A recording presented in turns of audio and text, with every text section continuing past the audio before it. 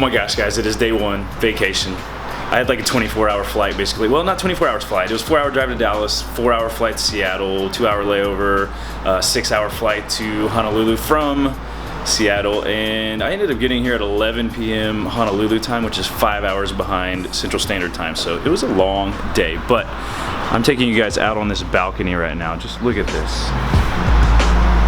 Can you believe that? That is the water. Just a little focus.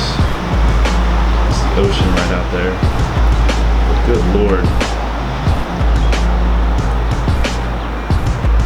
And the sun is rising because I could not sleep and woke up at 5 o'clock. Look how beautiful this is.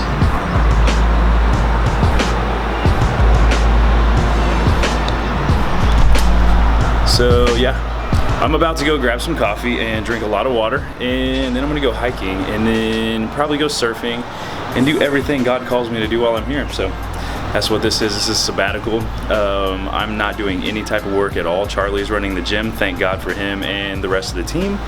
They took it over so I could take a break, get away, recharge my batteries, because your energy matters, and I had none. My cup did not floweth over. It ranneth out. All right, guys, I have no idea what day it is. I just tripped over a rock. I'm clumsy. I'm hiking Diamond Head. It was literally probably like a quarter mile of trail that was kind of like Riverside in Tulsa. It was all like flat, paved. Now I'm on like volcanic rock. I'm actually breathing heavy. I can't talk very much. I lost my voice.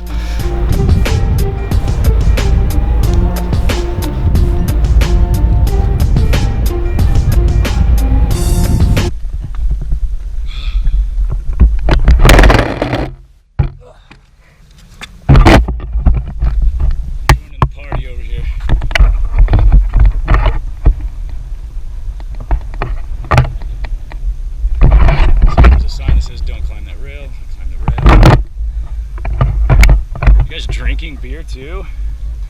They're partying.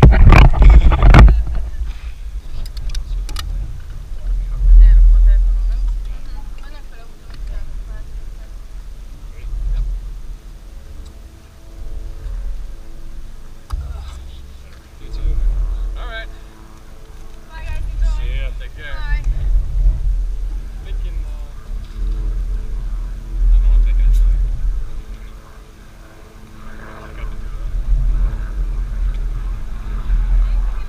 So I just climbed up over the fence to get the perfect Instagram photo. You know, I had to get the handstand walk, but look at this. Holy hell. What I'm doing right now is illegal. On the other side of things, there's a fence, a big gate that keeps you out of here. But when I did it, everybody else did it. As you can see, there's a ton of people out there. If I got arrested, I would not have been mad though. We would have hung out in the Hawaiian prison. I gotta climb this corner.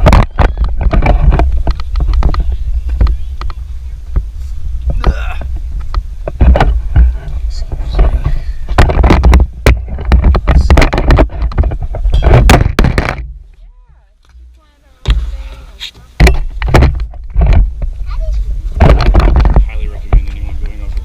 It's probably the most beautiful place I have literally ever seen. Just look at it. So yeah, the GoPro footage. I climbed the railing, jumped off, walked some dodgy, as the Australians would say, some dodgy trails to get to this little like platform. Jumped up there.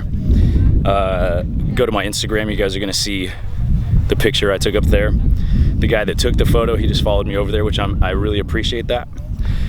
His name was Joe. He's an arm wrestler. He came to Oklahoma for an arm wrestling tournament last week. But he's from Ohio, and we're gonna go surfing together here in about an hour. It was really cool. Like literally, traveling on your own has showed me that you have to be social. I'm an ambivert, so like at work you all see me and I like to talk to everybody. When I go home I don't want to talk to anybody, which makes me an ambivert. So today, in this entire week, I've learned how to make a ton of friends. Just gotta talk to people, relate. How you doing? I'm talking to myself, it's on a camera. No problem. Always. All right, so I'm going back down. I'm gonna go surfing again. It's a sunset surf, so I think it starts at like 5:30ish, and then I'll be surfing until probably like 7. It's gonna be fun. I did learn something. You're gonna see this. I'm gonna re-record this video for Instagram, but I learned a very important lesson, life lesson, that when you surf, the people that are wearing those shirts, they're not wearing it to keep their sun or their skin from being sunburned. They're trying to save their skin from being hit by the coral reef, and also your nipples chafe, kind of like when you run marathons and your nipples bleed. That happened to me, and they hurt. So I forgot all the attachments to the GoPro in my car in Dallas, so I'm literally holding it right between my fingers. So if I lose this, whoever finds this footage, I hope you enjoy it. If I don't lose it, I hope I get good surf footage.